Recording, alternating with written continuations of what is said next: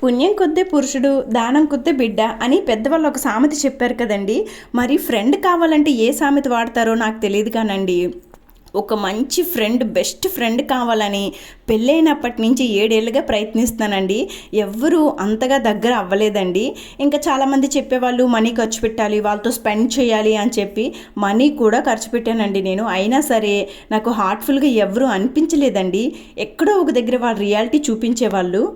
అలానే ఫ్రెండ్స్ ఇంతవరకు లేరా ఏంటా అనుకుంటున్నారేమో. చిన్నప్పటి నుంచి వచ్చే ఫ్రెండ్స్ వాళ్ళ కథ వేరే ఉంటుందండి. పెళ్ళైన తర్వాత మనం ఒకరితో ఫ్రెండ్షిప్ చేశాము అంటే అన్నీ క్యాలిక్యులేటెడ్గా ఉంటాయి కదండి. సో అలాంటి ఫ్రెండ్షిప్ మనకి ఉపయోగపడుతుంది అండ్ లైఫ్లో చాలా హెల్ప్ఫుల్గా కూడా ఉంటుందండి.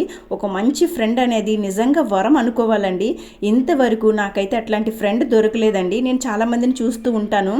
మా హస్బెండ్ ఏంటి, మా అన్నయ్యని ఏంటి, అసలు వాళ్ళ ఫ్రెండ్షిప్ చూస్తే ప్రాణాలు పెడతారండి. నాకు అలాంటి ఫ్రెండ్ కావాలని వెయిట్ చేస్తున్నానండి. దొరుకుతుందంటారా?